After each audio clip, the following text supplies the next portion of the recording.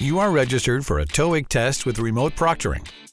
Whether you are taking the TOEIC listening and reading test or the TOEIC 4 skills tests, you may be wondering what happens on test day. Follow us through this tutorial. You have successfully completed your registration and technical setup of your equipment. You have received an email with a login link for D-Day. Now it's time for the test.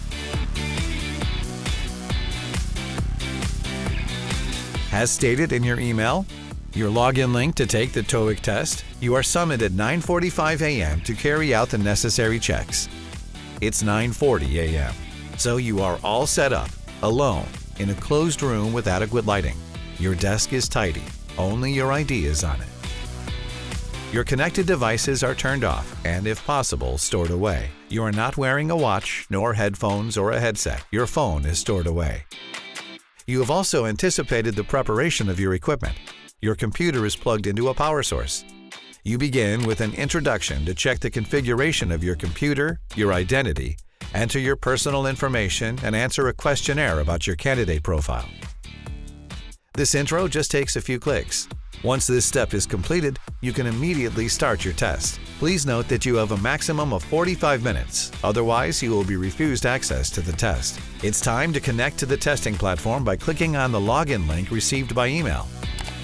You are now connected to the Proctor exam page. Are you ready?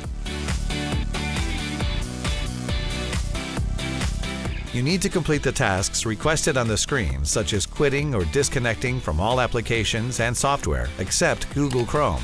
Clicking the red cross in the top right is not enough, as the window closes but the application remains open. Also, close all your tabs in Google Chrome except the Proctor exam page. Use this reminder to double-check the instructions, to check again that you are alone, that your desk is tidy, and that the room is sufficiently lit. Click Next to continue. This page appears if any tabs other than the Proctor exam page are open. You are then asked to close those tabs in order to continue. At this step, allow notifications. Once this is done, click Next. To share your entire screen, click Enable and select Entire Screen. Click Share, then Next. If you want to hide the screen share bar, indicating screen sharing, you can use the Hide button. Allow access to your microphone by clicking Allow at the top left of the screen. An audio test is available for you to check that everything is running smoothly. We remind you that headsets and earbuds are prohibited. If you hear the music, click Yes. If there are any issues, click the question mark icon on the right of the screen. You can directly select the tool in question or click Contact Us. Write your question in the chat or click Troubleshooting to access an interactive guide. To check whether your camera is working properly, click on Test Camera. Make sure you are clearly visible before clicking Yes. To identify yourself, bring your face closer to the frame and click Take Photo. You can retake the photo or submit it by clicking Submit. Click Next. Do the same with your ID card. Ensure the image is clear before validating it. Click Next. Check that your screen sharing and computer camera are working, then click Start Recording. The recording has started. Click Next. Please wait while we check your internet connection.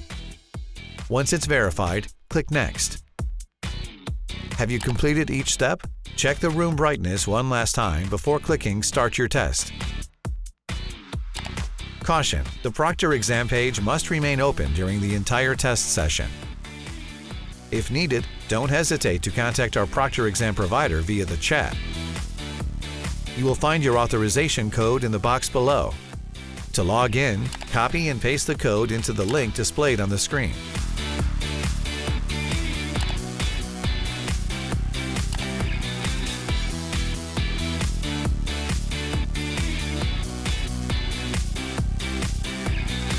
Once logged in, enter all your personal information. Start your session by clicking Start Test.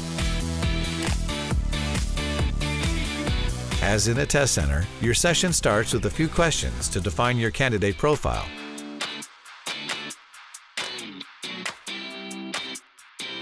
Click Save to save your answers. Then click Continue and Yes to accept our privacy policy. Test the volume one last time and follow the instructions.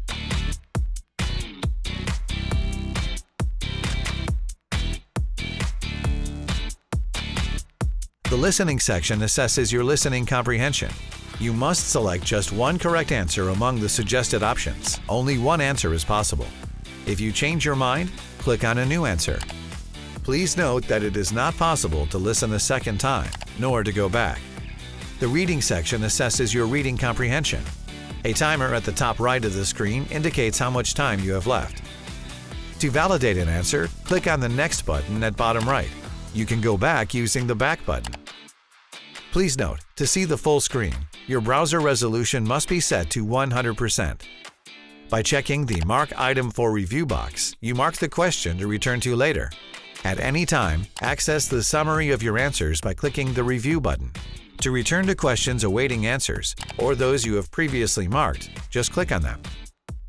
The speaking section assesses your speaking skills. For each question, you will have preparation time followed by response time. A timer indicates the remaining time for preparation and speaking time to answer.